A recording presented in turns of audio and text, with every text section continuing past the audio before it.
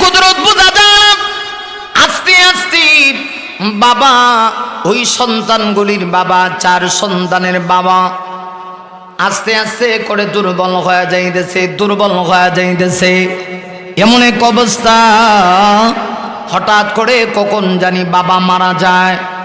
এই দিক দিয়ে বাবাও চিন্তার মধ্যে পড়ে গেছে, আমার সন্তান কি ঘোষণা দিল, আমার যে খেদমত করবে ইন্তেকালের পরে সেই সন্তান সম্পদ থেকে বঞ্চিত হয়ে যাবে।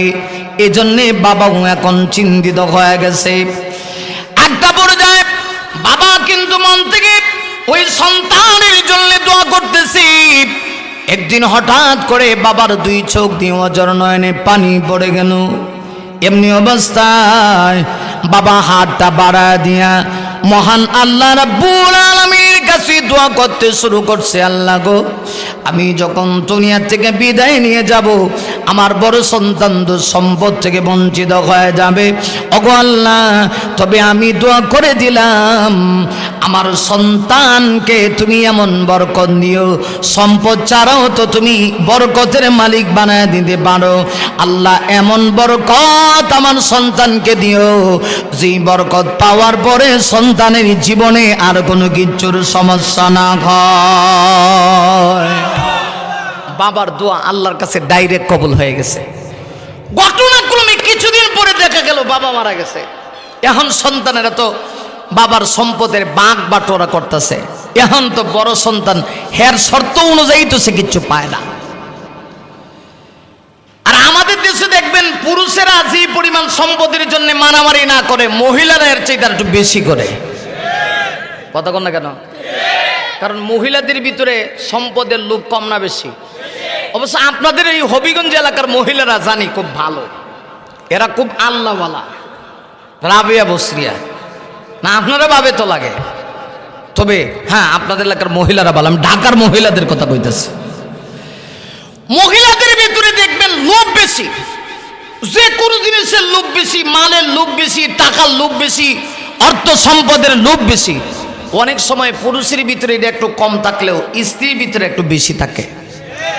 বাবা যেহেতু বলে গেছে, এখন বড় সন্তান বলছে আমি বাবার খেদমত করব, সম্পদের ভাগ আমার লাগবে না, যেহেতু আমি খেদমত করছি। কিন্তু ওনার স্ত্রী যিনি, উনি মানতে রাজি না।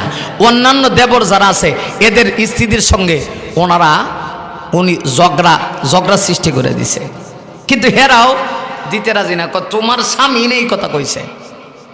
যাই হোক, এইভাবে দিন চলতেছিল। সবাই সম্পদ পায়া ধনী, কিন্তু এই সন্তান বাবার খেদমত করে সে খুব খুশি যে আমি তো বাবার খেদমত করে দিছি, সম্পদের কোনো দরকার নাই। কিন্তু অভাব অনাটন তাকে এমন ভাবে গ্রাস করেছে যে এখন নিত্যদিন প্রতিদিন যে খাবারের ব্যবস্থা করবে, জীবিকা নির্বাহ করে, সেই সুযোগটা পর্যন্ত তার নাই। শেষ পর্যায়ে এমন অবস্থা হয়েছে, না খায়া পরিবার চলার একটা উপক্রম হয়ে গেছে। কিন্তু এরপরেও ওই ব্যক্তি আল্লাহ শুকরিয়া আদায় করতেছে। রাতের বেলা ঘুমাইছে, এমনি স্বপ্ন দেখতেছি, কে যেন বলতেছে যে ওই জায়গায় তোমার জন্য 100 দেরহাম আছে। আগের যুগ তো দেরহামের যুগ ছিল। 100 দেরহাম তোমার জন্য আছে। সে স্বপ্ন দেখা ওই জায়গায় আছে, তো যেই ব্যক্তি তাকে দেখাচ্ছে তাকে বলতেছে যে এই 100 দেরহামের ভিতরে, ধরেন আমাদের সমাজের 100 টাকা, 100 টাকার ভিতরে বরকত আসেনি? কয় না, বরকত নাই। সকালবেলা উঠে তার স্ত্রীর কাছে বলছে যে আমি স্বপ্ন দেখছি আমার জন্য ওই জায়গায় 100 দেরহাম রাখা আছে, 100 টাকা রাখা আছে। তাহলে জান না, যে অবস্থা তখনকার যুগে তো 100 টাকার অনেক দাম ছিল। আরে আজ থেকে 20 বছর 30 বছর আগেই তো 500 টাকা, 1000 টাকা, 100 টাকা, 200 টাকা দিয়ে অনেক কিছু করা যেত। কথা কন না কেন? আর এখন বাজারে গেলে দেখবেন 2000 টাকা লয়ে গেছেন, ভালো করে ব্যাগটা ভরে বাজার করে নিয়ে আসা যায় না। স্ত্রী তো খুব লোভী ছিল, সে বলে 100 টাকা আছে, এরপরে তুমি যাচ্ছ না কে? কই বলতেছে এই টাকা আছে আমার লাগে, কিন্তু এর মাঝে বরকত নাই। যেই টাকার মধ্যে বরকত নাই, এই টাকার প্রতি আমার কোনো লোভ নাই। সুবহানাল্লাহ। আগামীকালকে কই আস্তে আস্তে আমি শুরু করতেছি, আমার মূল বিষয় আছে, কিন্তু আপনারা ভাববেন না যে আমি এটা হারাইছি। আমি শুরু করবো, পরে দেখবেন চোখের পানিও আসবে, কান্নাও আসবে, সব আসবে। তবে একটু সময় দেন, আস্তে আস্তে করে আপনাদেরকে শোনাই।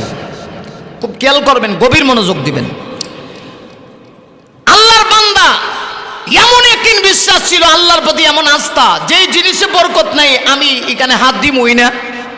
আর আমরা বরকত যদি সুদের টাকা তোমাকে 5 লাখ টাকা দেওয়া হইব, দিয়া লাও, কথা কন না কেন, ঠিক কিনা? অবশ্য আপনার এলাকার সুদ ঘুষ নাই, কথা কয় না। আমি কইছিনি আছে, পরে তো কেবেন বক্তা কয়ে গেছে গা, আপনারা কেন লেগে কর সুদ খাওয়া তো খুব জায়েজ, কথা কয় না, জায়েজ নি। সুদ খাইলে আল্লাহ খুশি হয়, কথা কন না, আল্লাহ খুশি হয়। মনে রাখবেন, যারা সুদ খায় আর আল্লাহর দুশ্মন, নবীর দুশ্মন, ইসলামের দুশ্মন, কোরআনের দুশ্মন। আরো জোরে কোন, ঠিক কিনা? এই কথাগুলি তো বহু আগে মরহুম আইনুদ্দিন আল আজাদ রাহমাতুল্লাহ আলাইহি সুন্দর করে সঙ্গীতের মাধ্যমে বলে গেছেন। ওরা হলো দেশের লাগি মহামারীর মতন, পাইলে কলম দেখাইয়া চালায় ওরা নির্যাতন। ওরা হলো জাতির লাগি মহামারীর মতন, পাইলে কলম দেখাইয়া চালায় ওরা নির্যাতন। ঘুষি টাকায় ওদের ভুরি করেছে টান টান, ওরা শিক্ষিত শয়তান, ওরা শিক্ষিত শয়তান, ওরা শিক্ষিত শয়তান, ওরা শিক্ষিত শয়তান। ঠিক না? ঠিক। যারা কইব না এরা সেই দল। আমি আবারও বলছি, যারা বলবে না এরা সেই দল। এবার দেখেন বলবেন কিনা আমার সঙ্গে সবাই। ওরা শিক্ষিত শয়তান, ও চাতুরবান, ওরা শিক্ষিত শয়তান, ওরা শিক্ষিত শয়তান, ওরা শিক্ষিত শয়তান, ওরা শিক্ষিত শয়তান। মারহাবা কন। পীর পূজা আর মাজার পূজা চলছে দেশটা জুড়িয়া, শিরক বেদাত বন্দামিতি দেশটা গেছে ভরিয়া।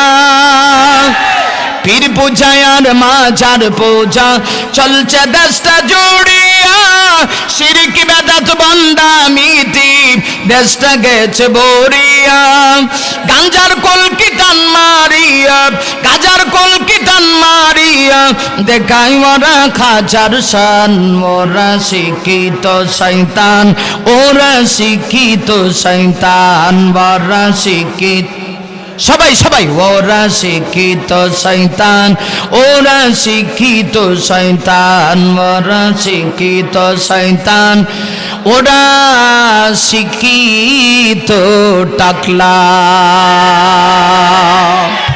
আমার বানের বাইরা ছেলে কিছু লোক আছে দেখবেন, সুদ পাইলে কয় পাইছি জলেমের মতো খামু, কথা কোন ঠিক না বেঠিক? ফাইলি খুশি। কিন্তু কিছু লোক আছে এরা এমন জায়গায় হাতি দিবে না, 20 টাকা থাকলেও এখানে যদি হারাম টাকা হয়, বেবরকতি টাকা হয়, মরে যাবো গা, কিন্তু মাগার ওইখানে হাত দিব না, কথা কোন ঠিক কিনা? ইস্তি কই কি স্বপ্ন দেখলেন, 100 দিরাম লই আন, ফেডে ঢুকান আগে, ফেডের মাজার ঠিক তো সব ঠিক, কথা কোন নাকি ঠিক কিনা? কিন্তু স্বামী তো বড় আল্লাহ বলা ছিল, আল্লাহর উপর বড় একদিন ছিল, সে বলতেছে না না না, এই বেবরকতি টাকা আমি আনুমই না। আল্লাহু আকবার কইতেন না? পরের দিন সারাদিন চলে গেছে, রাত্রিবেলা আবার এসব নামাজ পড়ে ঘুমাইছে, এমনি স্বপ্নে দেখে আবার কইতেছে তোমার জন্য 10টা দেরহাম এখানে রাখা আছে, তুমি চাইলে নিতে পারো। সে আবার আজকে জিজ্ঞাসা করে নিমু ঠিক, কিন্তু এর মাঝে বরকত আছে নি? কোনো বরকত নাই, কোনো দরকার নাই। পরের দিন স্ত্রী কই 100 বাদ দিলেন, 10 দেরহামই নিয়ে আসেন, কোনো আনুম না। পরের দিন আবার সারাদিন চলে গেছে, রাত্রিবেলা এসব নামাজ পড়ে আবার ঘুমাইছে, ঘুমানোর পরে স্বপ্ন দেখতেছে, আবার সেই লোকটা বলতেছে তোমার জন্য এখানে 1 দেরহাম রাখা আছে, চাইলে তুমি নিতে পারো। সুবহানাল্লাহ। আল্লাহর বান্দা এবার জিজ্ঞাসা করে এই যে 1টা দেরহাম আমার জন্য রাখা আছে, এইটার ভিতরে কি বরকত হাসেনি? কয় হাস।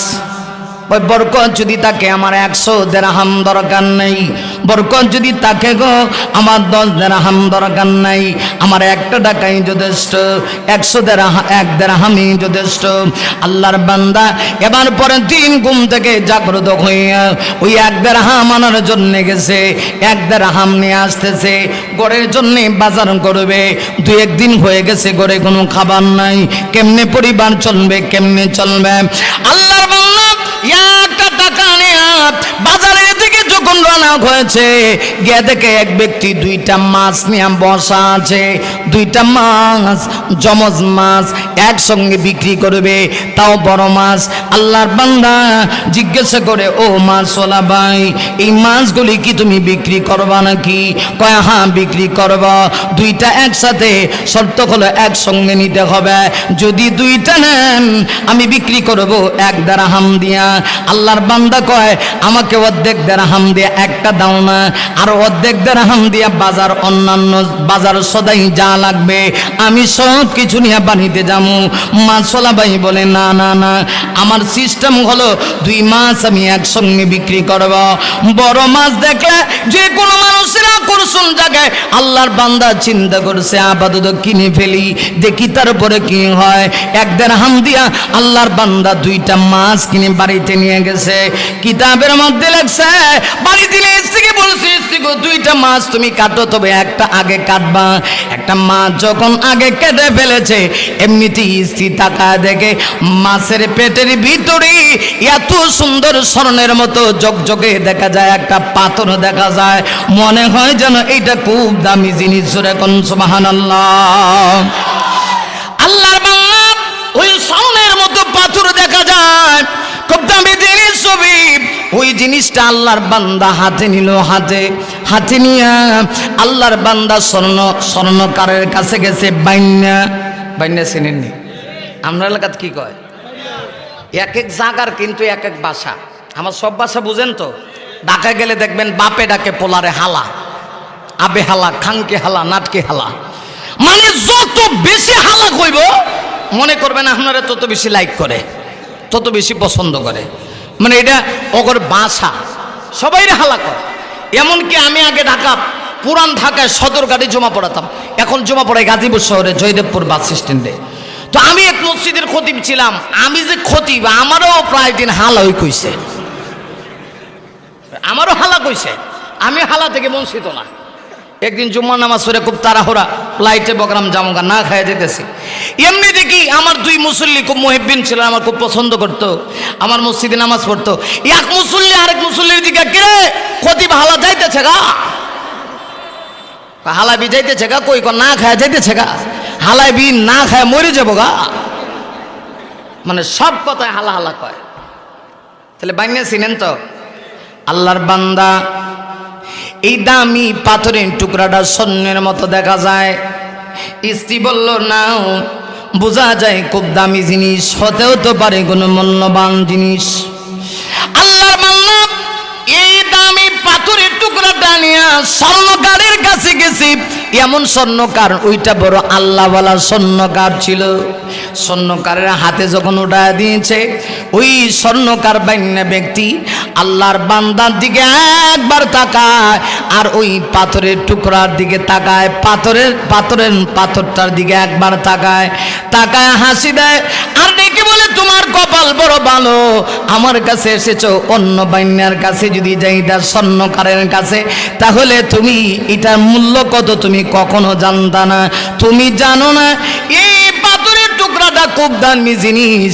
এই বাজারে যত স্বর্ণের দোকান আছে, সব স্বর্ণ যদি বিক্রি করা হয়, এই একটা পাথরের টুকরার মূল্য হবে না। তাহলে এখন কি করা দরকার? কয় এখন এক কাম করো, এই যুগের যে বাদশা আছে, বাদশার কাছে যাও। কারণ এই দামি জিনিসগুলি বাদশারা ছাড়া আর কেউ কিনতে পারে না। এখন বাদশার কাছে যাও।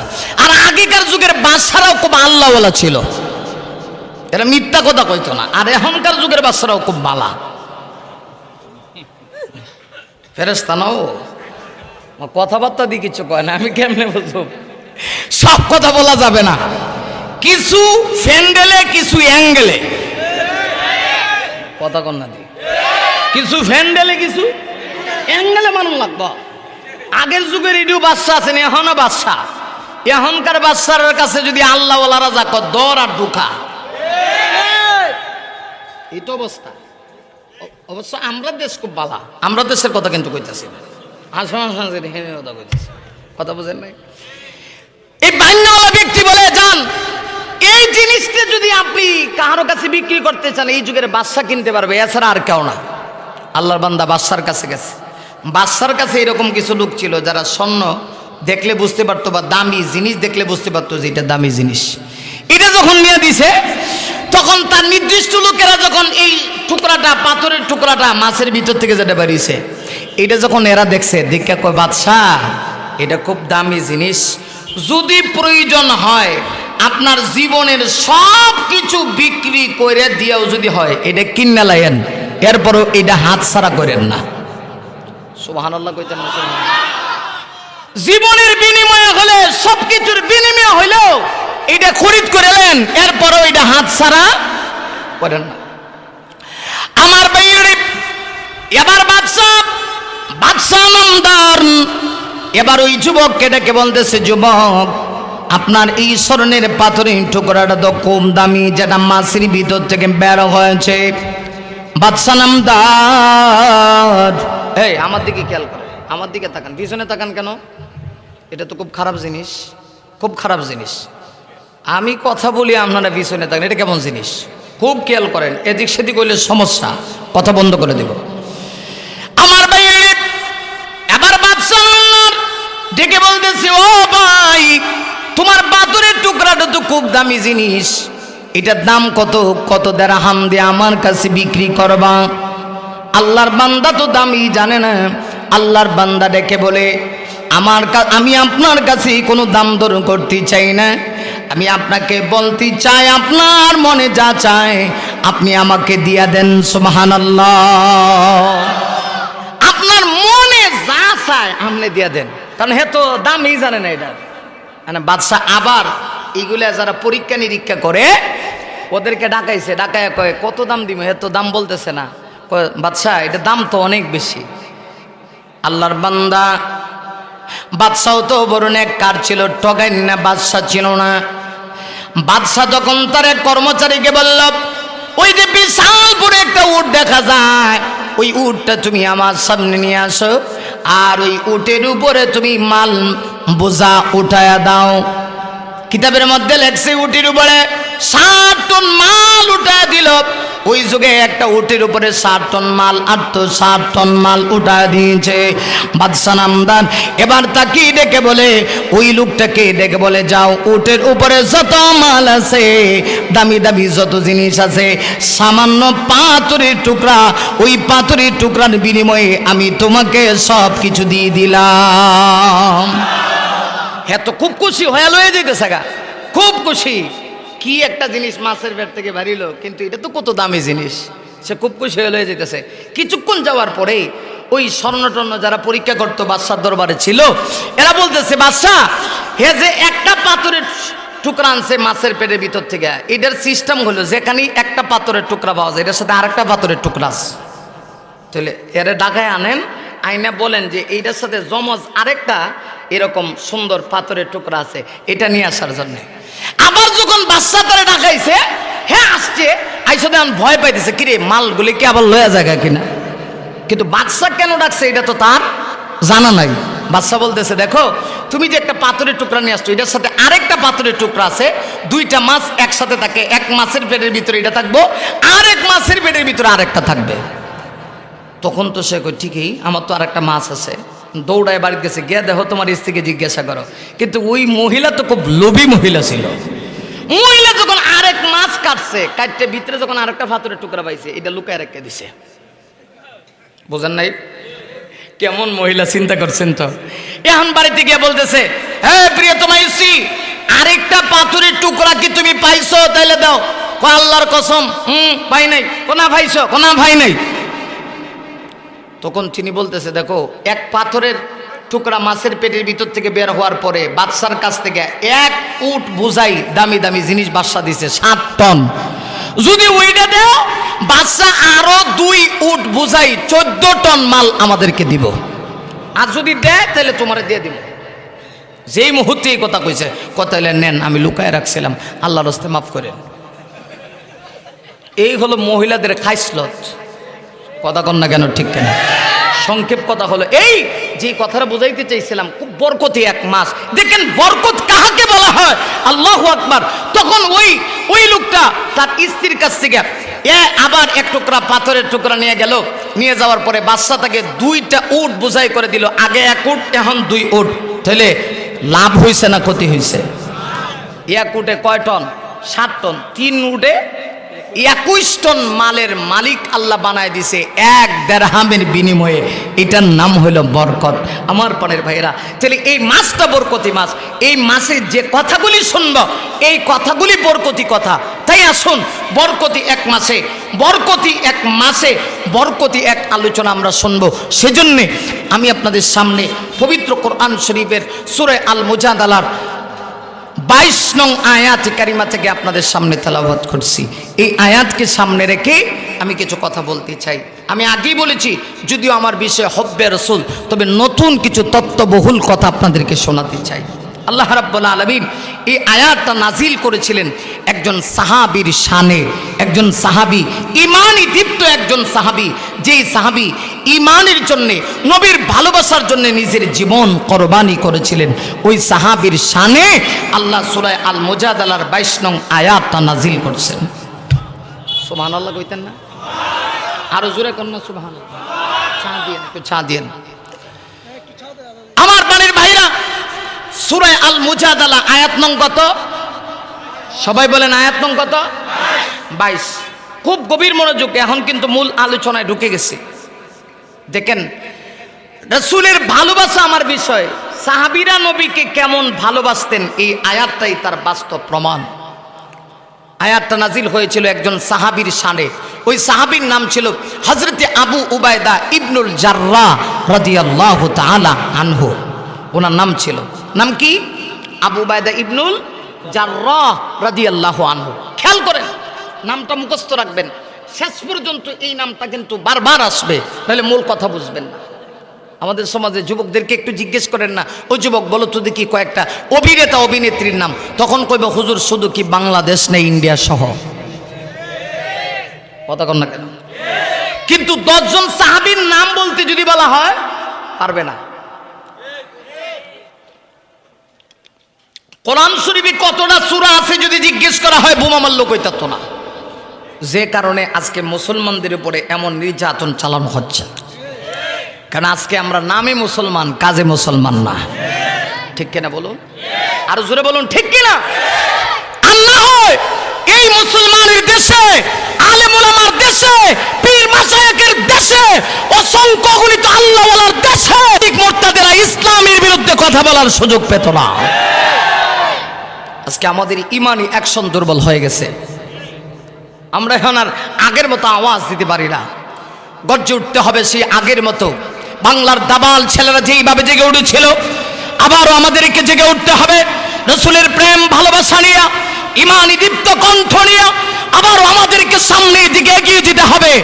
যদি আবারও এগিয়ে যেতে পারি, শাহজালাল আমরি যেইভাবে সিলেটের মাটি দেশে আল্লাহু আকবারের আওয়াজ দিয়ে গৌর গোবিন্দের বিল্ডিং তছনছ করেছে, আজও যদি সেই চেতনা নিয়ে আবার আল্লাহু আকবারের আওয়াজের স্লোগান উঠাতে পারি, গোটা পৃথিবীর বেঈমানেরা মুসলমানের সামনে মাথা নত করতে বাধ্য হবে। কথা বলো ঠিক কিনা?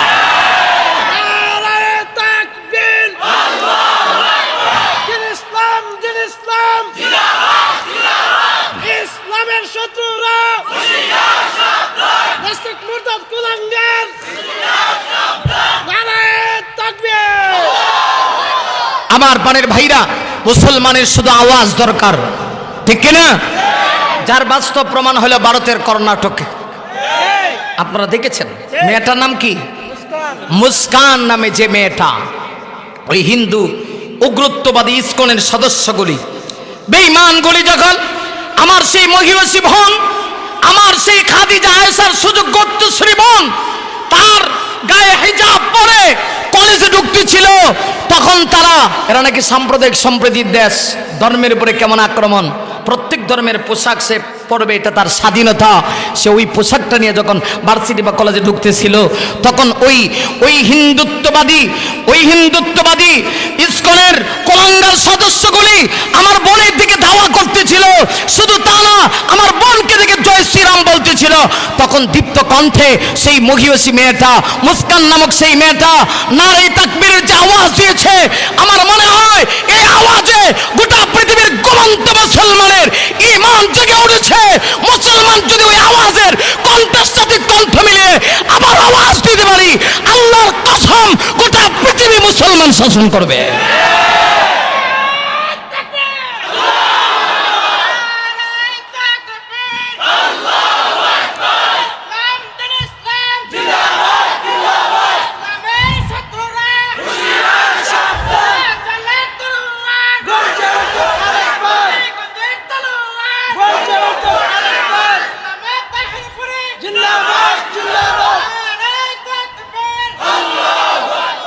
ঠিক আছে, এমন আওয়াজ দরকার, ঠিক কিনা? ছুটিয়াই শাহজালালের নির্ভীক সৈনিকেরা খতম করো গোবিন্দের ওই চলচা মুন্ডা গোলা, ঠিক কিনা? ছুটিয়াই শাহজালালের নির্ভীক সৈনিকেরা খতম করো গোবিন্দের ওই চলচা মুন্ডা গোলা। ওয়ালিদের ভূমিতে বিপ্লবের মশাল জ্বালা, আরো জোরে। ওয়ালিদের ভূমিতে বিপ্লবের মশাল জ্বালা, চটিয়াই শাহজালালের নির্ভীক সৈনিকেরা খতম করো গোবিন্দের ওই চলচা মুন্ডা গোলা। মারহাবা কন। শাহজালালের বিদ্যাপীঠে আসে যারা বাগুবাসা দ্বীপ, শাহজালালের বিদ্যাপীঠে আসে যারা বাগুবাসা দ্বীপ, তাকবীরের দণ্ডি দি অদির পিঠে আগুন জ্বালা, তাকবীরের দণ্ডি দি অদির পিঠে আগুন জ্বালা, মৌলবাদীর ফসল পালা। চটিয়াই শাহজালালের নির্ভীক সৈনিকেরা খতম করো গোবিন্দের ওই চলচা মুন্ডা গোলা। নারে তাকবীর। কোরআন হাদিস যেখানে, আলেম ওলামা যেখানে, মসজিদ মাদ্রাসা যেখানে, বন্ড পীর যেখানে,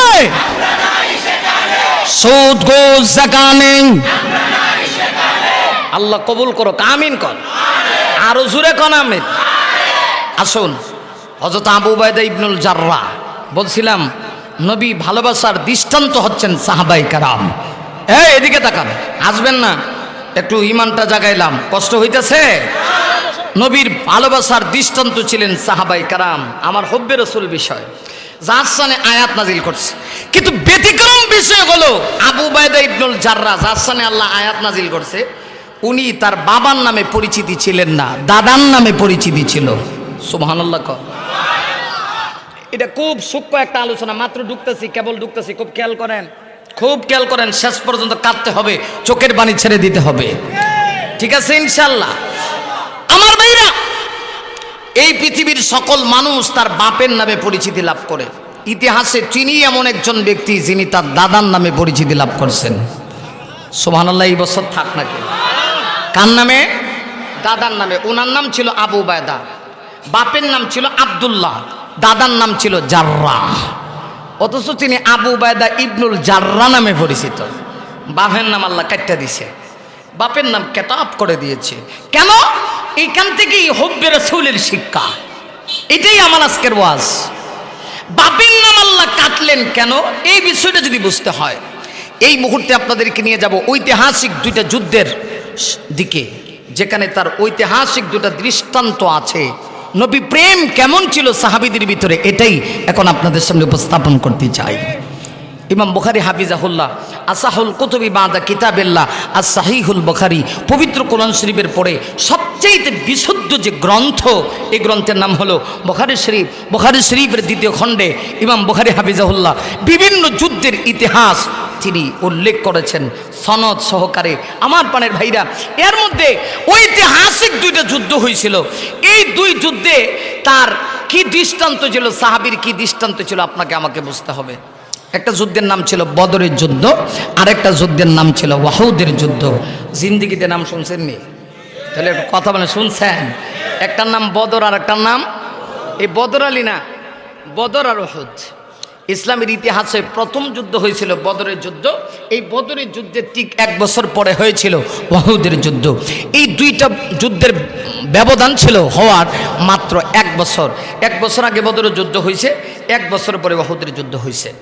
এবার খেয়াল করেন, বদরের যুদ্ধে তার ঐতিহাসিক দৃষ্টান্তটা আমি একটু পরে বলবো, আলোচনাটা সুন্দর করে বোঝানোর জন্য। ওয়াহুদের যুদ্ধে তার কি দৃষ্টান্তটা ছিল আগে বলবো। যদি এই দুইটা বিষয় বুঝেন তাইলে বুঝবেন আল্লাহ তার বাপের নাম কাট্টা কেন তার নামে আল্লাহ রাব্বুল আলামিন তাকে দাদার নামে পরিচিত করছেন এবং তার শানে আয়াত নাজিল করছেন। আর খাঁটি ইমানদার যদি কেউ হয়, নবীকে ভালোবাসে, তার মর্যাদা কি পরিমাণ হয় এটাও বুঝে আসবে ইনশাআল্লাহ। বদরের যুদ্ধের দৃষ্টান্ত পরে আগে ওহুদের যুদ্ধ। এখন বুঝতে হবে বদরের যুদ্ধের 1 বছর পরে যে ওহুদের যুদ্ধ হয়েছিল এটা কেন হয়েছিল, কেন হয়েছিল। আমার বদরের যুদ্ধের 1 বছর পরে ওহুদের যুদ্ধ হয়েছিল। ওহুদের যুদ্ধ কেন হয়েছিল, এর কারণ কি ছিল, ইমাম বুখারী লিখেছে বদরের যুদ্ধের ঠিক 1 বছর পরে মার্কা মারা 70 জন বেঈমান কাফের বদরের যুদ্ধে যখন দুনিয়ার থেকে বিদায় নিয়ে গিয়েছিল। মার্কা মারা 70 জন, কয়জন? আরো জোরে।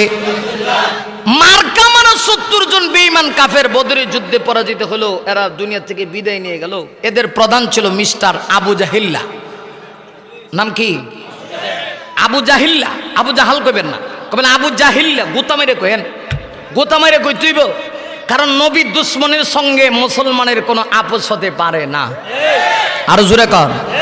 এজন্য আবু জাহিল্লা কবেন আবু জাহিল্লা, ফেরাউন্নেরা কবেন ফেরাউন্না, নমরুদরে কবেন নমরুদ্দা, কারুনরে কবেন কারুন্না, হামানরে কবেন হামান্না, সাদ্দাতরে কবেন সাদ্দাত্তা, টাকলারে কবেন টাকলাইয়া। জোরে কোন ঠিক কিনা? কারণ নবীর দুশ্মন যেগুলো আছে এগুলোর সঙ্গে মুসলমানের কোনো আপোষ নেই। খুব খেয়াল করেন, এই আবু জাহেল সহ তার সঙ্গপঙ্গরা মোট 70 জন জাহান্নামের টিকিট নিয়ে দুনিয়া থেকে বিদায় নিছে। এখন সুবহানাল্লাহ না নাউজুবিল্লাহ? এটা কইবেন তো।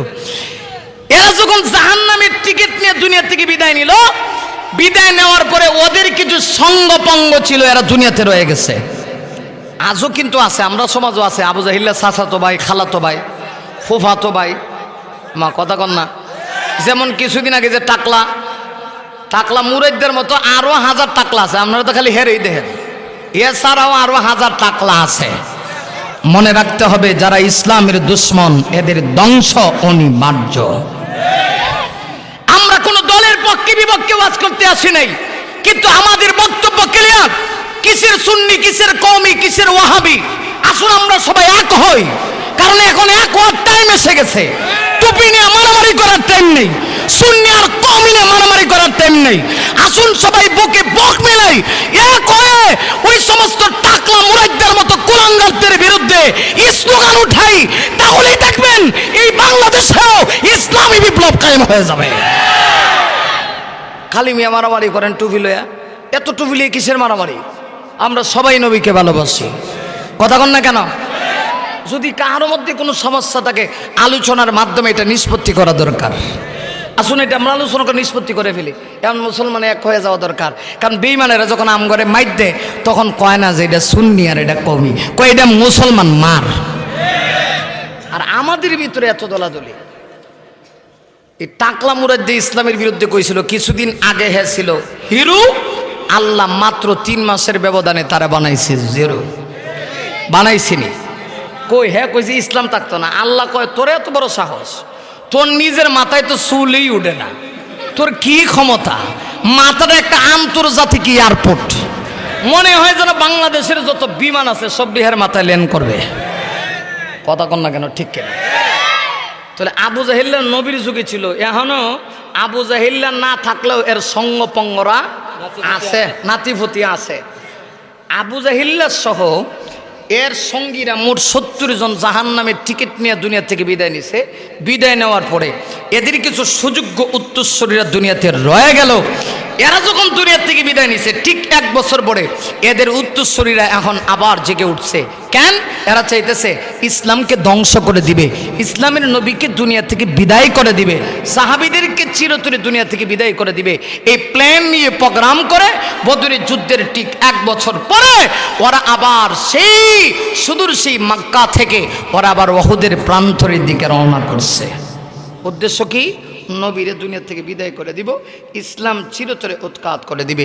এই টার্গেট নিয়ে যখন তারা রওনা করছে, ইমাম বুখারী লেখে আল্লাহর নবীজি এই খবর শুনে, এরা কিন্তু জানায় নাই, নবী যখন খবর পেয়েছেন নবীজি সাথে সাথে তাদের সাথে মোকাবেলা করার জন্য 1000 বিশিষ্ট সাহাবীদের একটা কাফেলা আমার নবীজি তৈরি করছেন। এই এলাকাত আসেনি সুবহানাল্লাহ নাকি? আল্লাহ থাকলে একটু জোরে সোরে আওয়াজ করে চিৎকার মেরে কোন সুবহানাল্লাহ। আল্লাহর হাবিব বিশ্বনবী রাহমাতুল লিল আলামিন ঠিক বদরের যুদ্ধের 1 বছর পরে আবার নবীজি তাদের সাথে মোকাবেলা করার উদ্দেশ্যে 1000 বিশিষ্ট একটা কাফেলা আমার নবীজি তৈরি করলেন। দেখুন, আমার ইসলাম কিন্তু সন্ত্রাসীর ধর্ম না, মানবতার ধর্ম। আমার ইসলাম বলে না অন্যায়ভাবে কাহারও গায়ে আঘাত করো, বরং ইসলাম বলেছে কেউ যদি তোমার উপরে আক্রমণ করে তখন প্রতিবাদ করবা।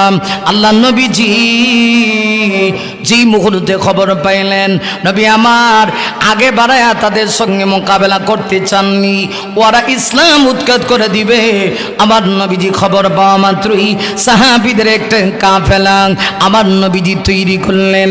এই কাফেলার সংখ্যা ছিল 1000, কিন্তু দুঃখের বিষয় এই 1000-এর ভিতরে 300 জন ছিল যারা মুনাফিক, যাদের মুখে একটা অন্তরের ভিতরে আরেকটা। এই যুগেও কিন্তু কিছু মুনাফিকরা আছে যারা আলেমদের সামনে এক কথা, আলেমদের অগোচরে আরেক কথা বলে। আল্লাহর হাবিব বিশ্বনবী ওই 1000 বিশিষ্ট সাহাবীদের ওই কাফেলা নিয়ে আমার নবীজি সুদূর সেই উহুদের ময়দানে রওনা করলেন। 300 জন ছিল মুনাফিক। মুনাফিকেরা এরা শুধুমাত্র মুখ দিয়ে ইসলাম ভালোবাসতো, অন্তর দিয়ে ভালোবাসতো না। এবার মুনাফিকেরা সহ নবীজি যখন রওনা করেছে, ইমাম বুখারী লেখে রাস্তায় যাওয়ার পরে ইহুদি খ্রিস্টানের বাচ্চাগুলি কি জানি একটা প্রবচনা কান ভরা ঢুকায় দিছে। মুনাফিকদের কানের ভিতরে ঢুকায় দেওয়া মাত্রই মুনাফিকেরা এবার আর সামনে দিকে যাইতে চায় না, ডেকে ডেকে বলে ইয়া রাসূলুল্লাহ, ইয়া হাবিবাল্লাহ, ওগো নবীজি আমাদের ভয় হয়, না জানি আমরা কঠিন বিপদের সম্মুখীন হয়ে যাই কিনা। আল্লাহর হাবিব ডেকে বলে শোনো, কিছু মানুষ যদি ইসলামের পিছন দিক থেকে চলেও যায় এতে ইসলামের কোনো যায় আসে না, ইসলাম তাদের জন্য টাকা না, যাও তোমরা চলে যাও। 300 জনকে নবীজি মাইনাস করে দিলেন।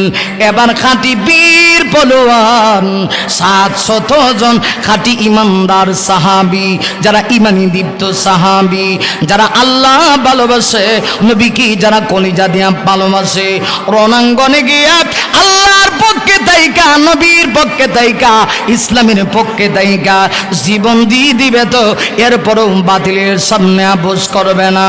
এমন খাঁটি 700 জন বীর পলোয়ান সাহাবীদেরকে নিয়ে নবীজি সেই দিন উহুদের প্রান্তর পর্যন্ত পৌঁছে গেলেন।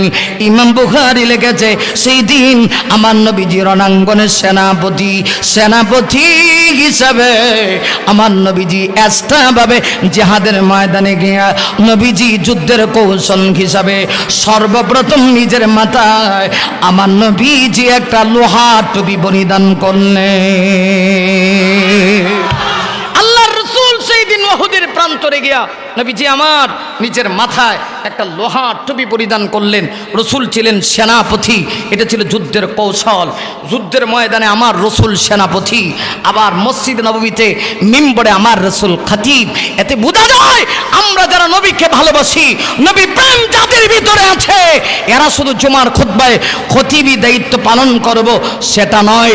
প্রয়োজনে মুসলমান খতিব যে হবে, মুসলমানদের শ্রেষ্ঠ খতিব যে হবে, প্রয়োজন হলে মসজিদ থেকে বের হয়ে মাঠে আসবে নবীর পক্ষে জীবন দিতে। কথা কোন ঠিক কেনা?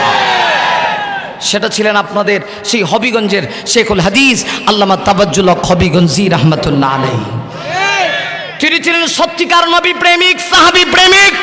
আমি দেখেছি 90 বছর বয়সেও যেই লোকটাকে কয়েকজন লাগতো একটা আসনে বসানোর জন্য, কিন্তু সেই লোকটা যখন ঈমান দীপ্ত অহংকার দিতেন বাতিলের সামনে, 24 বছরের একটা যুবক অহংকার দিচ্ছে। এতেই প্রমাণ হয় যারা বলো নবীকে ভালোবাসা, শুধু জিলাপি খায়া নবীর ভালোবাসা হয় না। নবীর বিরুদ্ধে যদি কেউ কিচ্ছু বলে তখন কিসের সুন্নি কিসের কওমি, নবীর পক্ষে জীবন দিতে হবে। কথা কোন ঠিক কিনা? যদি এমন হইতে পারো তাহলে হইতে পারবা সত্যিকারের আশিকের রাসূল। কথা কোন নাকি? সত্যিকারের আশিকের রাসূল। আল্লাহর রসুল সেই দিন একটু ব্যতিক্রম, নবীজি সেনাপতি, যুদ্ধের কৌশল হিসাবে আমার আপনার নবী বিশ্ব নবীজি রাহমাতুল্লিল আলামিন নিজের মাথায় একটা লোহার টুপি পরিধান করলেন। আল্লাহু আকবার বলবেন না? আল্লাহু আকবার। অসুবিধা হইতেছে? টাইম দি 11টা যাইতেছে গা, সমস্যা নাই তো? বক্তা আসছে নি কেউ? আইছে? আচ্ছা যাক, আলহামদুলিল্লাহ। নাসির ভাইটা আমার লোকে, আমার বড় ভাই, আলহামদুলিল্লাহ কর। বাসাও ডাকাতে এক জায়গাতে, ওনার বাসা শনি রাখরা, আমার বাসা হলো জুরাইন মরাদপুর। এই জন্য একটা মহাব্বত আছে না। আর আমি তো নতুন আইছি, উনি তো এলাকাতে সবাই ওনারে চিনে, ঠিক কিনা বলুন?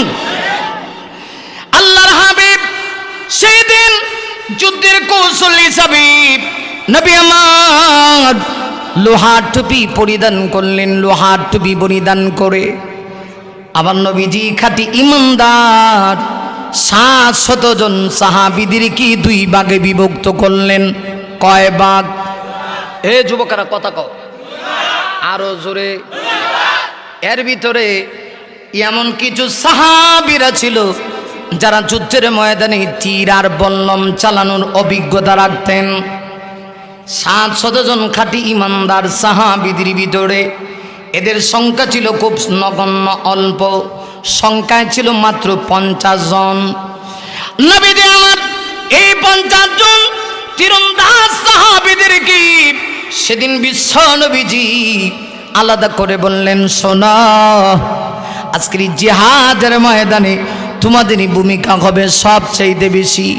শোনো রে সাহাবীরা, তোমাদের দায়িত্ব হলো এই উহুদ পাহাড়ের পারদেশে রুমা পাহাড়ের চূড়ায় ছোট্ট একটা গলি পথ আছে, ওই স্বরূপ দিয়া কাফেররা অতর্কিতভাবে যুদ্ধ চলাকালীন অবস্থায় ঢুকে যেতে পারে। তোমাদের দায়িত্ব হলো ওই জায়গায় থাকবা, থেকে থেকে তোমরা পাহাড়দারি দায়িত্ব পালন করবা, যাতে করে অতর্কিতভাবে কোনো কাফের মুসলমানদের উপরে যেন হামলা না চালায়। তবে নবীজি সতর্ক করে দিলেন, যুদ্ধ কিন্তু শুরু হয়ে যাবে, জয় পরাজয় আসল কথা নয়। বিজয় হলেও তোমরা এই স্থানে থাকবা, পরাজয় হলেও থাকবা, সাবধান তোমরা কিন্তু স্থান ছাড়ো না। স্থান ছাড়লে মান যায়নি। এটা আমির হিসাবে আমার নবীজির নির্দেশ ছিল, সাবধান তোমরা এখানেই থাকো, স্থান কিন্তু ছেড়ে দিও না, কারণ অতর্কিতভাবে বেঈমান কাফেররা হামলা চালাইতে পারে। আগে থেকে নবীজি সিগন্যাল দিলেন, বিজয় হলেও এখানেই থাকো, পরাজয় হলে এই স্থানেই থাকো, কিন্তু স্থান ছাড়ো না। যুদ্ধ শুরু হয়ে গেল। ফলাফল হলো এই, প্রাথমিক পর্যায়ে মুসলমানেরা বীর বিক্রমের মতো বেঈমানদের উপরে যখন হামলা চালিয়েছে, ইমাম বুখারী লেখে অল্প সময়ের ভিতরে বেঈমান কাফেররা মাঠ ছাইরা মায়ের খায়া পলায়ন করে যাইতে শুরু করছে। আসেনি সুবহানাল্লাহ? একটু জোরে কর না। এটা কইলে পরে কয়, নাহলে কয় না। পাবলিক বড় মারাত্মক, বড় মারাত্মক পাবলিক। অল্প কিছু সময়ের ভিতরে মুসলমানের বিজয় চিনি আনলো, কাফেররা মায়ের খায়া যাইতেছে। তখনও তাদের ভিতরে একজন ছিলেন, তিনি মুসলমান হননি, তিনি তখনও কালিমা পড়েন নাই, ইসলামের সুশীতল ছায়ার তলে তিনি আশ্রয় গ্রহণ করেননি। তিনি ছিলেন হযরতে খালিদ বিন ওয়ালিদ রাদিয়াল্লাহু তাআলা আনহু। ইমাম বুখারী লিখেছে খিয়ারুকুম ফিল জাহিলিয়া ওয়া খিয়ারুকুম ফিল ইসলাম। তিনি এমন একজন বীরত্ববাদী পুরুষ ছিলেন, ইসলাম ধর্ম গ্রহণ করার পূর্বেও তার বীরত্বতা ছিল, আর তিনি যখন ইসলাম ধর্ম গ্রহণ করে নিয়েছেন তার বীরত্বতা আরো বেশি প্রকাশ পেয়েছিল। এমনকি হযরতে খালিদের নেতৃত্বে যেই যুদ্ধেই তিনি যাইতেন অধিকাংশ যুদ্ধেই তিনি বিজয়ী চিনিয়ে আনতেন। তিনি তখনও মুসলমান হন নাই, তো বীরত্ববাদী লোক তো মাইটটার খায়া যাইতেছে, রাস্তায় গিয়ে কইতেছে মুসলমানেরা বুঝি এমন সিস্টেমের মাইট দিতে পারে। সুবহানাল্লাহ কোন। আমরা অনেক সময় কেন মৌলবীরা কি করে, আরে মৌলবীরা পারে, মৌলবীরা যখন মারো কারেন্টের লাইট বন্ধ করস কেন লাগা, বন্ধ না করে তাহলে দেখ আরে মুসলমানের ইমানের শক্তি আছে, দুর্বল হওয়ার কিছু নাই। কথা কোন ঠিক কিনা? মনোযোগ দিয়ে শোনেন। হযরত খালিদ যাইতেছে, এই দিক দিয়ে মুসলমানেরা অল্প সময় বিজয় চিনিয়ে আনছে। মাঠে যারা আছে এরা কাফেররা যুদ্ধে বিধ্বস্ত পরাজিত অবস্থায় যে মাল রেখে গেছে, শরীয়তের ভাষায় এটাকে বলা হয় গনিমতের মাল। এই গনিমতের মাল নিয়ে সবাই ব্যস্ত, কে কার আগে গনিমতের মাল অর্জন করবে, খুব খেয়াল করেন। আর ওই যে 50 জন তীরন্দাজ সাহাবীকে নবীজি দাঁড় করে রাখছে, এরা যখন বিজয়ের খবর শুনছে এদের ভিতরে দুই ভাগে বিভক্ত। এক দলে কয় দলে জায়গা মাঠে, আরেক দলে কয় না যাবো না। নবী কইছেন বিজয় হইলেও থাকমু, পরাজয় হইলেও থাকমু। কিন্তু শেষ পর্যায়ে তারাও আর থাকতে পারলে না, স্থান ছেড়ে মাঠে ঢুকে গেছে। হেরাও চিন্তা করলো বিজয় যেহেতু হয়ে গেছে তাহলে আমরা গনিমতের মালের ব্যাপারে পিছনে থাকবো কেন? বুঝতেছেন আমার কথা? গনিমতের মালের ব্যাপারে পিছনে থাকবো কেন? আল্লাহ তখনই তাদেরকে একটু পরীক্ষা করতে চায় যে মুসলমানের ভিতরে মালের মহব্বত ঢুকে গেছে। আল্লাহ কয় যুদ্ধের মোড় ঘুরাই দেবো, মোড় ঘুরাই দেবো, মোড় ঘুরাই দেবো। এমনি দেখা যায় হযরত খালিদ তো বীরত্ববাদী পুরুষ, তিনি বলছিলেন মুসলমানের এমন সিস্টেমে মাইর দিছে, সাহস কি তোমাদের ভিতরে কাহারও আছে আমার সাথে আবার যাবা পুনরায় গিয়ে মুসলমানদের উপর আক্রমণ চালামো? এই কথা বলা মাত্রই সাথে সাথে কিছু যুবক ছিল, দুষ্ট যুবক, নবীর দুশ্মন, এরা কয় আমরা আছি, লাব্বাইক ওস্তাদ আপনার লগে আমরা আছি। এই কথা বলা মাত্রই তিনি বলেন তাহলে চলো। তাদেরকে নিয়ে আবার আসতেছেন জিহাদের ময়দানে, ওহুদের ময়দানে ঢুকবে। ঢুকবে কোন দিক দিয়ে? ওই যে রোমা পাহাড়ের চূড়ায় ছোট্ট গলিপথ। আইসাদে এখানে যারা ছিল কেউ নাই। বলুন তো ঢুকা সহজ না কঠিন? ডাইরেক্ট ঢুকে গেছে, ডাইরেক্ট ঢুকে গেছে, সরাসরি মাঠে ঢুকছে। মুসলমানেরা তো জানে যুদ্ধ শেষ, মাল লইয়া সবাই ব্যস্ত, এমনি মাঠে ঢুকিয়া অতর্কিতভাবে মাঠে ঢুকে হামলা চালায় দিছে। এমন হামলা চালাইছে মুসলমানের আশ্চর্য, কিরে যুদ্ধ না শেষ, এখন আবার মাইল লাগলো কেমনে? কে কাকে মারতেছে এটা পর্যন্ত বলতে পারতেছে না। মুসলমান মুসলমানকে মেরে ফেলাইতেছে, কিন্তু জানে না কেন লেগে যে এই অবস্থা। দেখেন আমিরের নির্দেশ কত কঠিন বিষয়। এমনিতেই যুদ্ধের মোড় ঘুরে গেছে। দুষ্ট কাফেররা কয় তাইলে এইভাবে মুসলমানদেরকে মাইরা শেষ করা যাবে না, তাহলে কি করা? কয় ইসলাম ধ্বংস করতে হলে মুসলমানের নবীকে দুনিয়া থেকে বিদায় করতে হবে। আসেনি নাউজুবিল্লাহ? না একটু জোরে কন্যা নাউজুবিল্লাহ। নবীকে দুনিয়া থেকে খতম। যুবক যুবক যুবক খেয়াল করো, নবী প্রেম কাকে বলা হয় দেখবা। এখন সাহাবীরা কি নজরানা পেশ করে, এ যুবক যে নবী তোর জন্য এত কষ্ট করছে, আজকে বুঝ সেই নবীকে কেমন ভালোবাসতে হবে। কাফেররা এখন চিন্তা করছে মুহাম্মদ সাল্লাল্লাহু আলাইহি ওয়াসাল্লামকে দুনিয়া থেকে বিদায় করে দিবে, মুহাম্মদের সাহাবীদেরকে দুনিয়া থেকে বিদায় করে দিব, ইসলাম নামক বাতিটাকে নিভাইয়ে দিবে। আল্লাহ কয় পারবে না, তবে কিছু নজরানা লাগবে, কোরবানি দিতে হবে। ঠিক কিনা বলুন? এমনিতেই যেই মুহূর্তে কাফেররা এই টার্গেট করে লিছে, নবীজি জিহাদের ময়দানে এক জায়গায় দাঁড়ায়া ছিলেন। এখন কিন্তু চোখের পানি আসবে, ছেড়ে দিতে হবে চোখের পানি। হ্যাঁ শিখের রাসূলেরা, চোখের পানি এখন ছেড়ে দিতে হবে। নবীজি জিহাদের ময়দানে এক জায়গায় দাঁড়ায় আছেন। নবী যেই জায়গায় দাঁড়ায় আছে ঠিক সেই জায়গায় নবীজির ডানে বামে, হ্যাঁ অসুবিধা, আরে এইরকম করতেছে কে ভাই? এটা তো খুব খারাপ। আর কথা বললেন না বাস। আচ্ছা আপনারা একটু একটু চিল্লানোটা এখানে একটু বন্ধ করেন। এত সুন্দর পরিবেশ, সবাই ওয়াজ শুনতেছে, 2-4 জনে এমন করে কে ভিতরে, একটু বন্ধ করেন। হ্যাঁ তবে আমার দিকে সবাই খেয়াল দেন, সেইটা যেন আবার না যায়, তাহলে কিন্তু মূল কথা শেষ হয়ে যাবে। আমার কথা ক্লিয়ার না বেজাল আছে? কথা কোন বেজাল আছে? আমরা তাহির হুজুর কয় না কথা ক্লিয়ার না বেজাল আছে? ভালো মানুষ, আপনারা খালি পিছনে ফেলে দিয়েন না, এইগুলোরও কাছে আনতইব। কথা কন না কেন? ঠিক কেন? মারামারির দরকার নাই তো। তাহির সাহেব মাঝে মধ্যে কিন্তু খুব সুন্দর সুন্দর কথা কয়। তো এই সুন্দর কথাগুলি আমরা গ্রহণ করলে কোনো সমস্যা আছে? কথা বলেন, সমস্যা আছে? আল্লাহ পাক তারেও তো একটা কণ্ঠ দিছে। আরে মেয়ে, আমার কণ্ঠ শুনলে তো হিয়াল কোথাও দৌড়াইতো না, আর বেটার কণ্ঠ শুনলে তো লাভ মেরে খারায় জায়গায়। দেখেন না, এটাও আল্লাহর দান। এই জন্য ওনাদেরকে শুধু আমরা সরায় রাখলে হবে না, এই মানুষগুলিকেও যদি বোঝায় নিয়ে আসতে পারি, তাহলে ইসলামের লাভ হবে না ক্ষতি হবে। তার কণ্ঠ শুনে তো অনেক মানুষ পাগল হয়ে জায়গা। খুব খেয়াল করেন, এই কোনো কথা নাই, আবার কথা কয়, এটি তো খুব সমস্যাকর। জি, মনোযোগ দেন, মনোযোগ দেন, এটা খুব সমস্যা। একটা মাহফিল, এই মাদ্রাসার মাহফিল, এটা প্রথম মাহফিল, প্রথম মাহফিল না? আর আল্লাহরই কি কুদরত, আমার আজকে চাঁদপুরে প্রোগ্রাম ছিল। চাঁদপুর কোন ভোর? আপনাদের লাগাগ্রাম না? লাগাগ্রাম তো এটা অনেক দূর, দুইটা প্রোগ্রাম একসাথে ছিল। কিন্তু এরা সব কিছু করার পরেও করতে পারে নাই। অল্প দিনে কিন্তু আমি এখানে টাইম নিচ্ছি, অল্প দিনে। তাহলে আমার এই দিকে আসার অনেক সময় সুযোগই হয় না। এবার একটু বেশি আসতেছি, বিশেষ করে সিলেটে, ওই দিকে তো শেষ করতে পারি না। খুব খেয়াল করেন আমার মানেন ভাইরা, নবীজি যে জায়গায় দাঁড়ায় আছেন, সাহাবীদের একটা জটলা কাফেলা, ছোট্ট একটা জটলা, 10 জনের একটা জামাত নবীকে হেফাজত করার জন্য চতুর্দিকে নিজের জীবন বাজি রেখে ডাল হয়ে দাঁড়ায় আছে। আর তো জোরে কি বলা যায় না সুবহানাল্লাহ? আমার ভাইয়েরা, দুষ্ট কাফেররা, এবার বলতেছি, ইসলাম যদি চিরতরে দুনিয়া থেকে বিদায় করতে হয়, নবীকে দুনিয়া থেকে বিদায় করতে হবে। কেমনি বিদায় করবা? নবীর সামনে, নবীর পিছনে, নবীর ডানে, নবীর বামে 1-2 জন সাহাবী নয়, 10 জন সাহাবী নিজের জীবন বাজি রেখে ডাল হয়ে আমার নবীর সামনে দাঁড়ানো আছে। তাইলে এদেরকে আগে বিদায় করতে হবে, নবীরে মারতে হলে এদেরকে আগে বিদায় করতে হবে। দেখেন, হ্যাঁ আশিক রাসূল, দেখো না আমার নবীকে সাহাবীরা কেমন ভালোবাসে। সাহাবীরা যখন বুঝছে যে নবীর গায়ে ওরা আঘাত করতে চায়, 10 জন সাহাবী মুহূর্তের ভিতরে প্রস্তুত, জীবন যাবে তো যাক, কিন্তু নবীর গায়ে আঘাত করতে দেব না। আঘাত করতে দেব না, দিতে পারি না। নিজের জীবন চলে যাবে, প্রাণ চলে যাবে, কিন্তু আল্লাহর রসুলের গায়ে কেউ আঘাত করবে, আমরা সেটা বরদাস্ত করতে পারবো না।